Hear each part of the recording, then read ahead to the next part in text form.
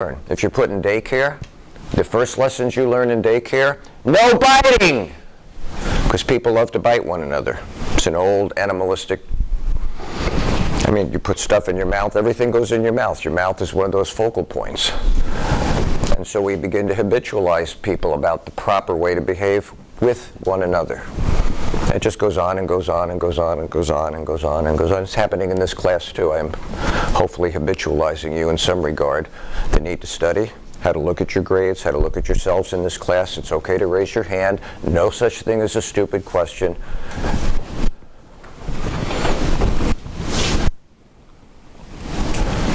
So the distinction between the two then is selfishness and self-interest. Ethical egoism deals with self-interest. We're all born with it. But we don't live in isolation, we live in community. Therefore, it becomes a teleological principle. How should we behave in community? It's okay to act solely on your own self-interest, as long as that self-interest isn't based on selfishness. Now, who makes that decision? Well, you do. You're the front line, but community does too. I mean, when you get around to having kids, sooner or later you go, that's kind of selfish on your part, isn't it? That's a question. That enlightenment, getting someone to sit down and think about. I might as well say, I was just talking to a friend yesterday. He's having a hard time with his life. He's dying of COPD. His lungs are failing on him. And his wife is trying to deal with losing her husband for 30 some odd years. And she's going through her stuff, he's going through his stuff, and so there's a divide that's grown. There's nothing negative, they haven't hated, there's just, and he wants her to come back over here and take care of his needs. And I said, well, that's kind of selfish, isn't it, Carl? I mean, she's got a right to deal with her own stuff right now. Even at the age of 67, I'm inviting him to look at the difference between self-interest and selfishness. It doesn't go away, people. We can't get away from our egos. So if we learn this lesson and we adapt an attitude of enlightenment, ethical egoism works as well as any other theory that we're learning this semester. It has its upside, it has its downside too. You're permitted to be self-centered. You're just not permitted to be selfish. What if you live most of your life self-centered? Yeah, I thought about that, but I don't want to do that. I'm going to do this. Ethical egoism allows for it. We'll get to John Stuart Mill, and the principle of happiness has an upside, the greatest happiness for the greatest number. It has a downside too, called slavery. So all these theories have an upside, all of them have a downside. Any questions about ethical egoism? Half your questions are going to be on ethical egoism. So, regarding what you were just saying, the example they brought up was this gentleman has his vacation planned out, the money saved up for the opportunity to go tutor impoverished children. If he chooses to go on the vacation, it's okay for him to make that decision, but then community can judge him for making that decision. Well, community may judge him, but according to ethical egoism, as long as he takes everything into account, there's nothing wrong with acting on your own self-interest. We do it all the time. It's when it's totally selfish. Now, there's that gray line there. How do we determine that? Well, it's the same thing as 10,000 Romans delirious over 3 Christians being eaten by lions. How do you measure? Because ethical egoism is also based on the good life, happiness. What makes you happy? What's in it for me? That irritates some people, but frankly, we all live in that. What's in it for me? Some of us moderate it a little bit more than others do, but as long as we stay within the framework, it works until you get to Kant. Is it ever okay to lie? Well, on your quiz, no. But we don't live in the quiz. I was testing you on what Kant thought, but in the real world that we live in, is it ever okay to lie? There may be limited, but there may be times when it's okay. Even a bald-faced lie to save lives. It may be legitimate.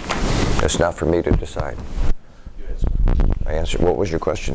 I was just going to what you had mentioned about not going on vacation, just magnify it like a CEO of a huge company, and he could literally solve every issue with the planet with the amount of money he has, but it's not necessarily wrong because of self-interest. It's okay. The equation is, how do you distinguish between self-interest and selfishness? Go ahead, dear. Other people's needs before your own, making yourself good. Is that acting in self-interest or selfishness? Did you say making yourself look good? No. Okay. Like if you do something for somebody else, making you feel good about yourself, is that working in self-interest or self? No, it's self-interest, of course. Self-interest. And I would suggest we do this all the time. Maybe we're not conscious of it, you know. Well, what do you want to do? Okay, we'll do that. Putting someone else's interest before your own. Because there's a fellowship, there's a friendship there, and it always extends itself if it's done in the proper way. Like, where does the line cross where you become a pushover? Where does it draw? That's a good ethical question, too. Where does it? I don't know. Well, I do have an answer for you.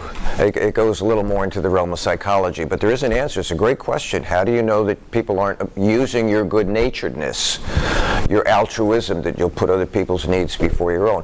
Notice when you put other people's needs before your own, you're not saying you're not going to take care of your own.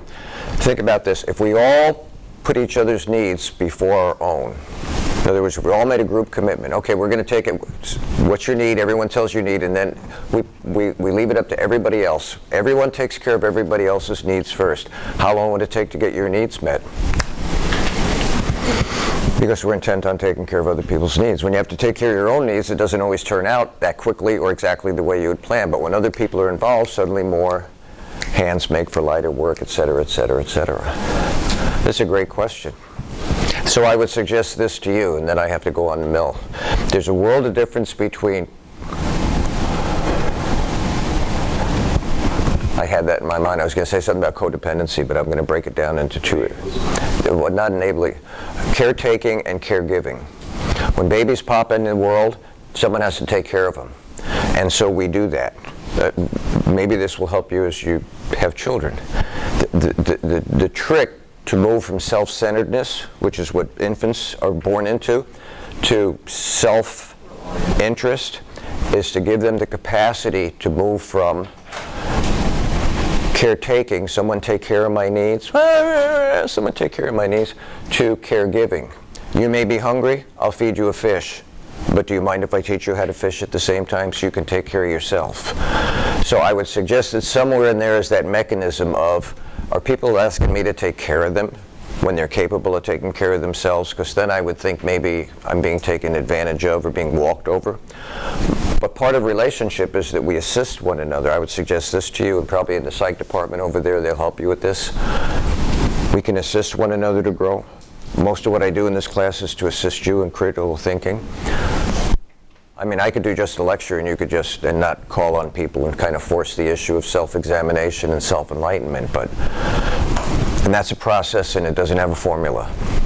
That's the problem with it. But it's a great question. We have to know that because we are involved in life.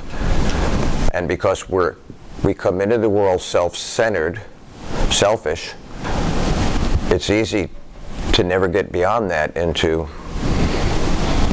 Well, it could be anybody doing it. Say again? It could be anybody doing it. Anybody. Absolutely. So it's not like it's not just family. No, not just family, anybody. Absolutely right. As long as you have a relationship with someone, that balance has to be maintained. And sometimes it's stronger in some. How many of you know, how many of you know if you're an A-type, you had an A-type personality? What's that? A-type is usually the stronger-minded alpha, male, alpha, female. Out in the animal world, it works all the time. They know instinctively who the leaders are. And if you're alpha, and you're, let's say, engaged or married, or your partner is not an alpha, and I don't mean this in a, then someone's better at finances. Why don't you do the books? Or why don't you do them? Because you're better at it. So you defer, but that's not being run over by them. That's recognizing certain traits in character. It goes back to Aristotle's moral virtue or excellency of character. So we defer to that and we get along in a better community than we would if we don't make the deferring. But you're free to cook your own books if you want to, if it works for you. Good, one more. I just want to make a comment. There's a fine line between the whole psychological and ethics part, especially with walking in this. To be an enabler is, it happens every day, and we don't even know that. You go ahead. I'm a caregiver for my mother-in-law when she's ill, and I take care of everything else under the sun, but, not naming those individuals, but sometimes they might feel that. It's a fine line to walk. So if you miss a quiz and you say, Professor Pollard, can you open the quiz? And I allow it, am I enabling you or am I building community? It depends how the person looks. But if someone asks me and I say, okay, am I building community? Is that ethical egoism?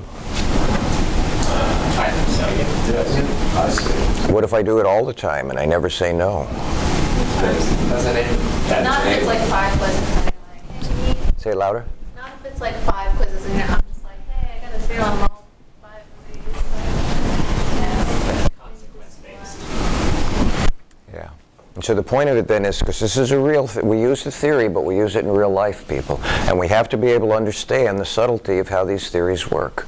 The greatest happiness for the greatest number, John Stuart Mill. Yeah, but there are limitations to that. How do we calculate human happiness? Yes?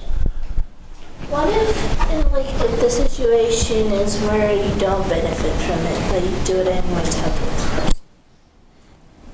The question is, what if you do it anyway and you don't benefit from it, but you do it anyway? Why would I not benefit from it if I did it totally for someone else's benefit?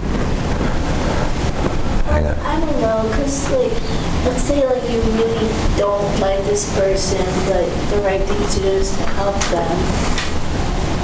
And then you end up helping them because it's the right thing to do, but you don't like them. Is that based on, I don't know if that has any selfish intention or self-interest. That's probably the best moral dilemma you have. Yeah. And yet you do it anyway, don't you? Yeah. Yeah. I don't have an answer for you. You need to struggle with that one. That's a great question. It's a really good question. Go ahead. What if you help somebody you don't like out of spite? See, I was going to say, you can do it for your own personal gain. Like, oh, well, I helped them. I'm better than them. Like, I'm the bigger person. Is that self-interest or Is it technically both? One at a time. One at a time. Go ahead. That's a great question, too. I have an answer, but I want you to answer the question. even when you do things like for other people when it doesn't do you any good or it's for somebody you don't like, you're still like providing yourself with self-interest because you're like, I'm a good person because it's like inside, you know what I'm saying? Or like when you give like a homeless person like $1, you're like, wow, I'm so generous. No, that's cool. That's cool. So let's try this out. There's always something that's like, even if it's just to make you feel good for like the day. Or what if you do something that you don't want to do, but you do it because it's the right thing to do? What we've done then is we've moved from ethical egoism to moral duty, and maybe also we shift into moral virtue, and maybe we shift into the principle of happiness. Sometimes we want to make everybody happier, but we get no joy out of it. Sacrificing so that other people will feel better. Now the reason I say that is